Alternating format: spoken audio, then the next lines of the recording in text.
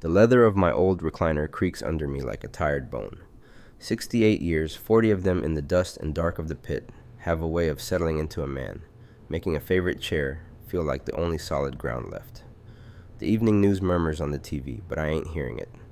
My eyes are on the hallway, on that one closed door at the end. My son's wife, Bo, is behind it. Been here 3 days since their latest blow-up. She came with a suitcase and red-rimmed eyes, saying she just needed a little time. She also looked me square in my face and said, "I quit, Waylon. For real this time."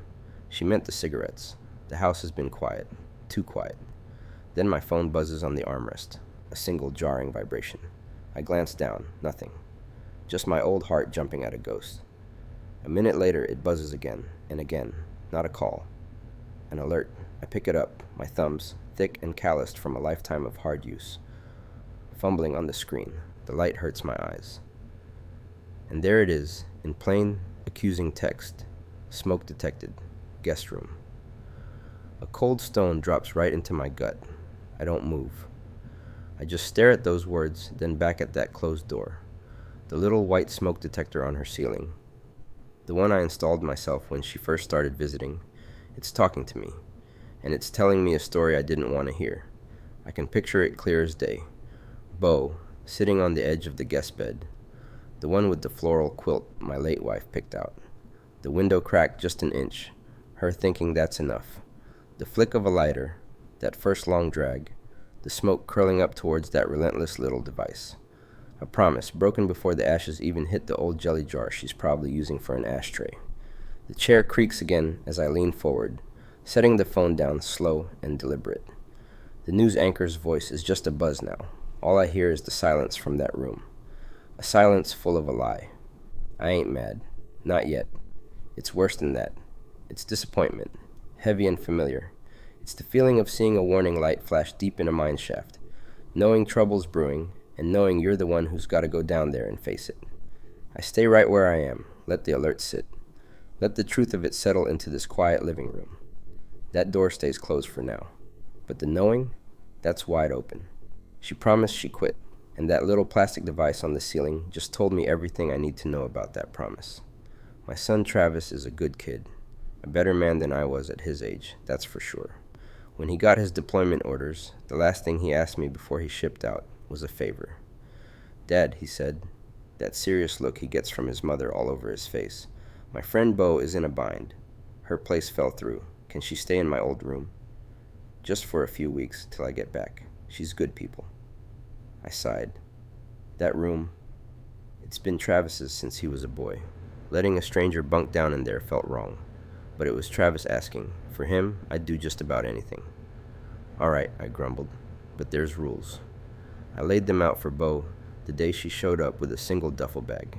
She was all sharp angles and nervous energy, with a smile that didn't quite reach her eyes. The main rule was simple. This is a non-smoking house. I mean it. Not on the porch, not out a window. Nowhere. She put a hand over her heart. "Mr. Waylon, I swear on my mother's grave, I quit. I'm done with all that." The oath should have comforted me. It didn't. There was a flicker in her gaze when she said it, a tell I've learned to recognize after 60-odd years on this earth. Call me a suspicious old man, but a promise made too easily is often a promise waiting to be broken.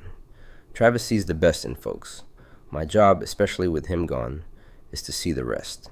So I took a trip to the hardware store. I bought a smart smoke detector, the kind that sends an alert straight to your phone.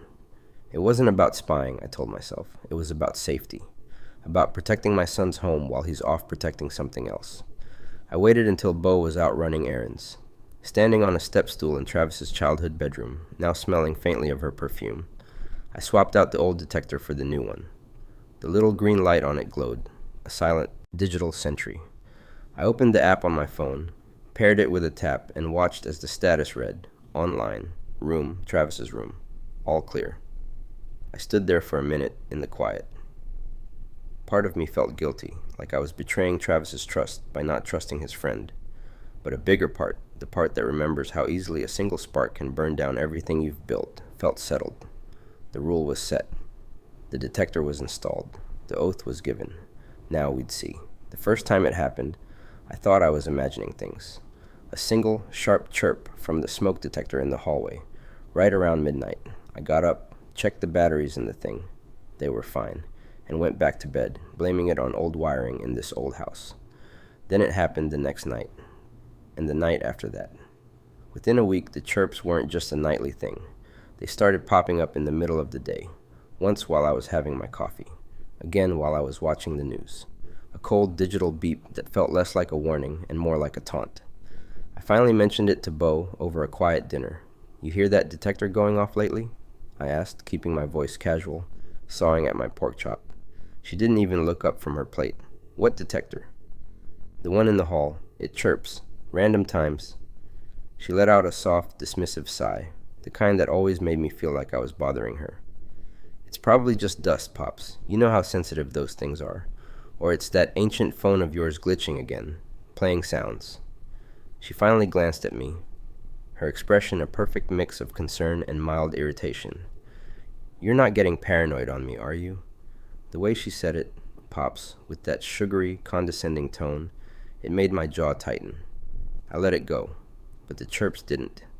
They doubled, 2 a day, at completely unpredictable hours. A jump scare in my own home. I brought it up again a few days later, this time more pointedly. We were in the kitchen. "Beau, that alarm, it's not stopping. I've checked everything." She whirled around, her eyes wide with a wounded look I was starting to know too well. "Waylon, what are you accusing me of? You think I'm standing out there blowing smoke at it?" She put a hand to her chest, genuinely offended. "I'm just trying to live here. Maybe you need to get your hearing checked, or maybe this house is just falling apart." After that, a new smell arrived. It started faint, a floral, chemical scent in the hallway. Within days, it was overpowering, a thick, cloying cloud of air freshener that burned my nose every time I walked to the bedroom. It didn't cover up any smell of smoke. There was no smoke. It just covered everything, a sweet, suffocating blanket that felt like it was meant to cover up something else entirely. The chirps continued, a stark, beeping truth cutting through the fake flowers. And I just stood there in that perfumed hall, knowing I was being lied to, but feeling the ground shift under my feet, making me question the sound of my own ears. The notifications were like clockwork now. Every single time I knew she was supposed to be napping, my phone would buzz. Another alert from the smart home system. Another little spike of dread in my gut. Motion detected in the master bedroom, hourly. It was a torture of my own making, having installed those cameras for security. I needed air. I stepped out onto the front porch, the afternoon sun feeling falsely cheerful. As I leaned against the railing, my eye caught something in the big terracotta pot by the door, nestled among the rosemary. Not a dead leaf. A cigarette butt, filtered down in the soil. My blood went cold. Beau didn't smoke. I didn't smoke. Travis would never. I picked it out, the paper still slightly damp. It hadn't been here long. I just stood there, holding this tiny damning piece of evidence, feeling the last strands of my trust fray. I walked back inside, my footsteps heavy on the hardwood. I found Beau in the living room, folding laundry. The domestic scene felt like a sick joke. I didn't say a word. I just opened my palm and showed her the crumpled filter. Her reaction was instantaneous. Her face crumpled, and huge, convincing tears welled in her eyes. "Waylon, I swear," she choked out, a hand flying to her chest. "I have no idea. Mrs. Henderson from down the street was here yesterday, returning that baking dish. She must have stepped out here and done it. I didn't even know." I just stared at her. Mrs. Henderson was 82 and had emphysema. The lie was so flimsy, it was insulting. "Right," I said, my voice flat. I turned and walked away, the butt still clenched in my fist. The tears, which might have worked a week ago, now just felt like part of the performance. I walked past her bedroom door, which was ajar. I hadn't meant to go in, but I stopped. And I looked.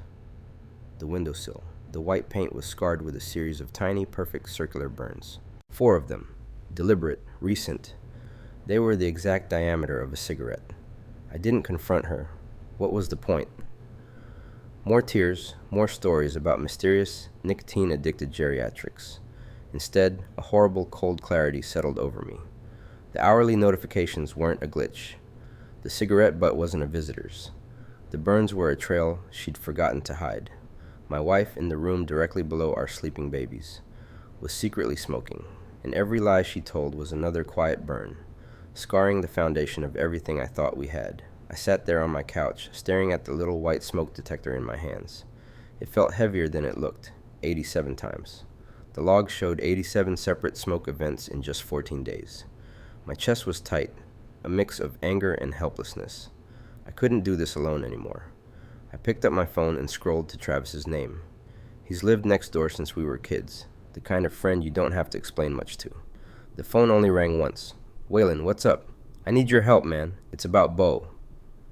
20 minutes later, Travis was on my sofa, holding the detector. He whistled low, scrolling through the digital log on my laptop I'd synced it to. 87? "Waylon, that's not a habit. That's a full-time job." "I know," I said, running a hand over my face. "The lease says no smoking." I've asked her. I've pleaded. It's like talking to a wall. The smell is in the walls, Trav. It's in my clothes. Travis was quiet for a minute, thinking. He's always been the practical one. "Okay, the detector log is great evidence for the landlord, but it's circumstantial. It proves smoke, but not the source, not definitively." "What are you saying?" He leaned forward. "We need to catch her in the act, on video. Leaving her apartment to go smoke on the porch. If we get a clear time-stamped video of her doing that right after a smoke event is logged, that's irrefutable." My stomach dropped. "A camera, like spying on her?" "Not in her apartment," Travis said quickly. "Just a small, hidden one in the hallway, pointed at her door. All it would show is her coming and going. It's a common area." I got up and paced to the window. The ethics of it churned inside me. It felt slimy. Wrong. This wasn't me. But then I took a deep breath and caught the faint, acrid scent of stale smoke that always seemed to linger now. This was my home. The place I saved for years to buy. I could almost feel the residue coating everything I owned. I turned back to Travis. He was just watching me, waiting. He knew this wasn't an easy call. "I hate this," I said, my voice quiet. "I really hate this." "I know you do," he nodded. "But sometimes to protect what's yours, you have to get proof you wish you didn't need." I looked from his earnest face to the smoke detector, the tiny device holding all my frustration in its memory. Protecting my home. That's what this was about. It had to be. "Okay," I finally said, the word tasting bitter. "Okay, let's do it." The notification buzzed on my nightstand at 3 a.m., a harsh digital chirp in the dead silence. My heart was already pounding before I even fumbled for the phone. At this hour, it was never good. Squinting at the glare, I opened the security app. It was the motion alert for the hallway camera. I tapped the live feed, my blood running cold. There she was, Beibdo. Not outside on the porch like she'd sworn she would be. She was standing right in the hallway, bathed in the eerie night vision green of the camera, right beside her bedroom door. And she was smoking. She took a long drag, then, with deliberate, slow precision, she tilted her head back and blew a thick stream of smoke directly up at the ceiling, right at the smoke detector. My stomach twisted. This wasn't an accident. This was a performance. She was testing it, just like she'd claimed the last 3 times it went off. But this was the proof. She took another drag, then reached for a can of air freshener on her dresser. Aerosol. She sprayed a cloud of it right into the detector's sensor. The deception was so calculated, so petty, it took my breath away. She was manufacturing emergencies, painting me as the unreasonable landlord. All for what? As if on cue, my phone lit up again, vibrating in my hand. An international call. My son, Mark, stationed overseas. At 3 a.m. his time, this was urgent. I swiped to answer, my eyes still glued to the feed where Bo was now smirking, putting out her cigarette. "Mark? Son, what's wrong?" "Dad," his voice was tense, strained with a worry that made my chest ache. "I just got off a call with Bo. She's asking me for money, a lot of it. She says you're trying to force her out, that you're making her life miserable, cutting off her power, harassing her." She sounded desperate. I watched the woman on my screen walk calmly back into her room and shut the door, the hallway now empty and still. The perfect, peaceful scene she wanted. The camera to see. "She's lying, Mark." The words came out quiet, heavy with a hurt that went deeper than anger. "Look at your phone. I'm sending you the live feed right now. She's not desperate. She's staging it, all of it. The smoke detector, the drama, it's all to build her case. She's not a victim here. She's a saboteur." The silence on the line was filled with the low hum of a distant connection and the roaring truth in my ears.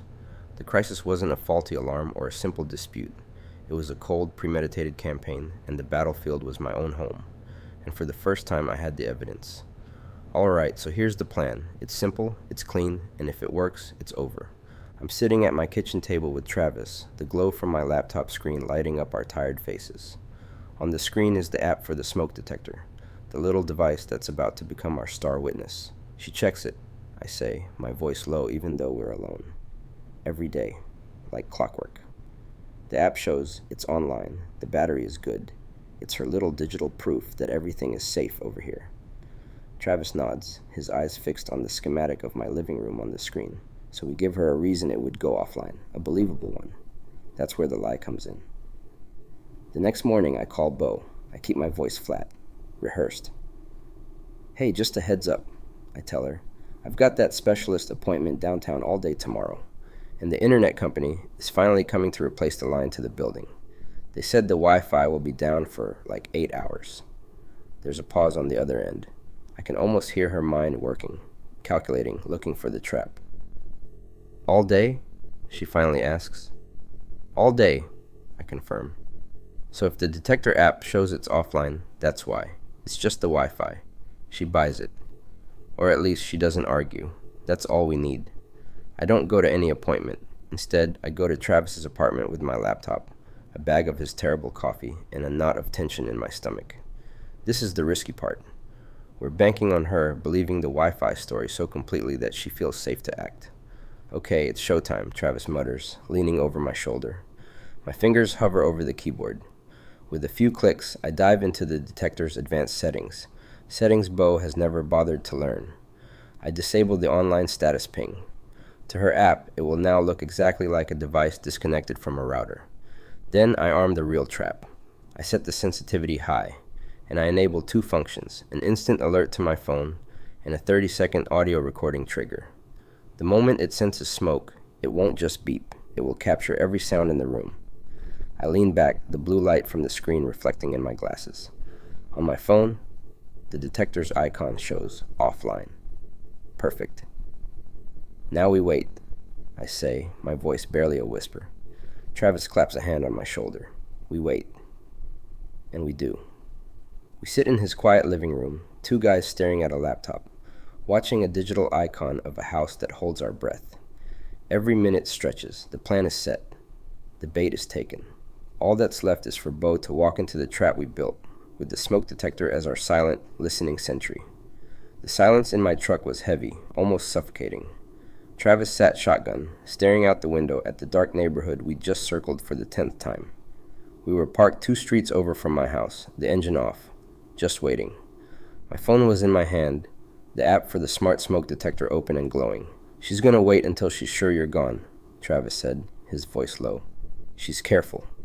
She's arrogant, I corrected him, my thumb hovering over the screen. She thinks she's outsmarted a piece of safety equipment. That's a special kind of arrogance. Then it happened. A sharp digital chirp echoed from my phone's speaker, followed by a robotic voice. Smoke detected. Living room. My eyes met Travis's. There was no triumph, only a cold, hard certainty. I tapped the screen to access the recording function. We didn't move. We just listened. First, there was the sound of a cabinet closing. Then Bo's voice, dripping with venom, clearer than if we'd been in the room. Stupid thing. Always in my way. A shuffling noise, then the unmistakable crisp flick-flick foosh of a metal lighter being ignited. A long, satisfied exhale.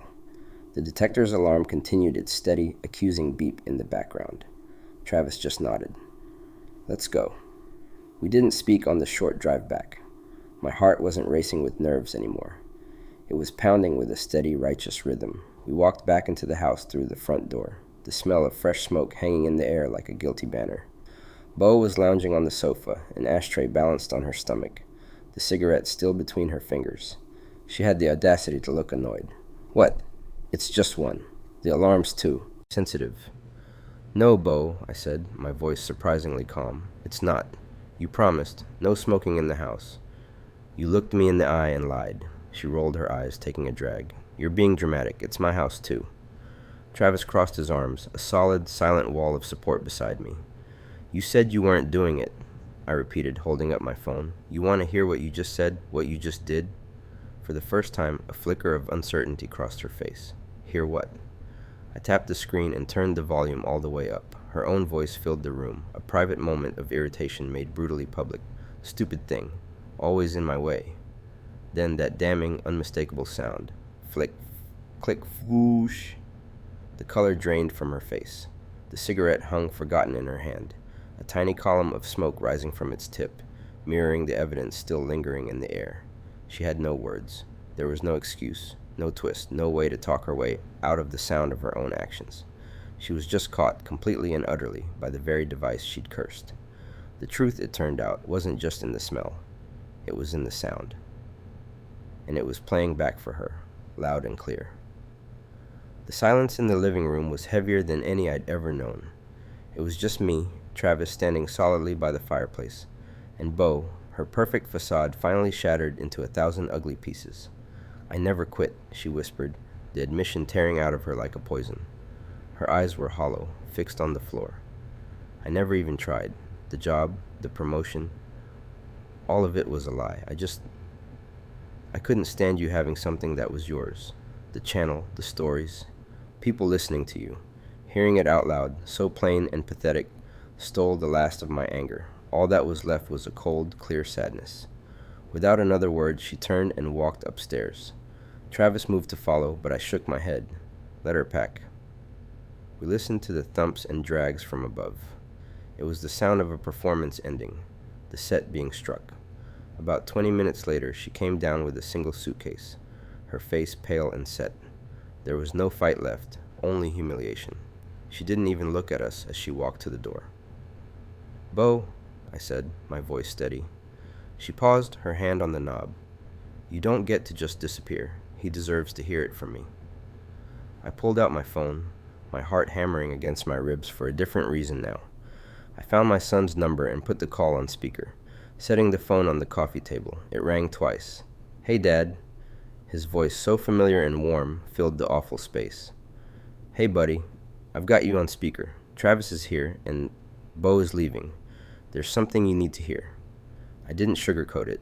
I told him about the inconsistencies, the late nights that weren't work, the financial sleight of hand. I told him about the smoke detector, that little plastic sentinel in the hallway, and how its missing battery became the first thread I pulled. I explained how the story she'd built for us, for him, was just that, a story. There was a long silence on his end. I could picture his face, the processing, the disappointment. Beau, he finally asked, his voice quieter. From the doorway, her voice was a broken thread. It's true, all of it. I'm sorry. Another pause. Then my son, my good, clear-headed boy, let out a long sigh. Dad, I'm sorry you had to go through all that detective work alone. You should have just talked to me. I know, I thought I was protecting you. Well, don't, he said, a soft strength returning to his tone. You did the right thing now. If she's been lying about everything, then she needs to go. I support you, Dad, 100%. The relief that washed over me was so profound it felt like gravity had changed. Thank you, son. Love you. Call me later, okay? I will. The call ended. Beau was already opening the door, the afternoon light slicing into the dim room. She stepped through it without a backward glance. The door clicked shut, a final, soft period at the end of a long, painful sentence. Travis walked over and placed a hand on my shoulder. We stood there, listening. No more lies, no more walking on eggshells. Just the quiet, honest hum of an empty house. It was over. The smell of fresh coffee is the first thing I notice when I walk into the kitchen. It's a simple, honest smell. For the first time in a long time, it's the only smell. There's no underlying note of smoke. No chemical tang of air freshener trying to bury a secret. Just coffee.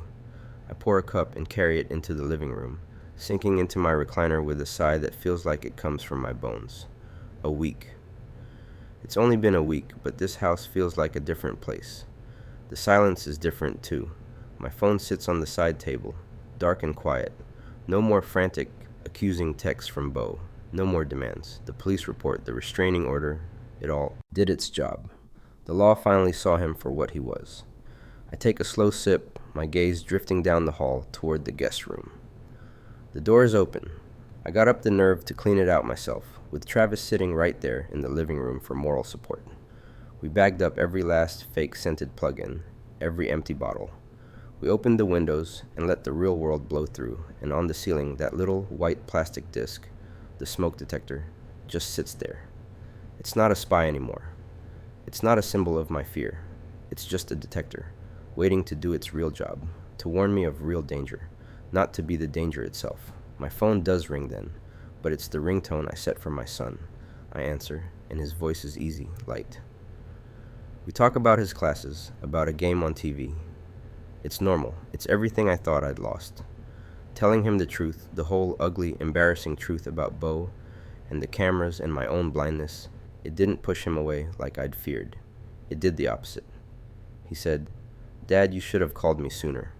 No judgment, just love. That conversation forged something between us stronger than any lie ever could have. I hang up and let the quiet settle back over me. I look around at the peaceful, honest home around me. The sunlight cuts across the clean floor. The air is clear. Every object is just what it appears to be. No hidden lenses, no hidden agendas. A man's home is his castle, and a castle needs clean air and the truth to stand strong. I finally have both. I take another drink of my coffee, and for the first time in years, I simply sit. I am not waiting for the other shoe to drop. I am just home.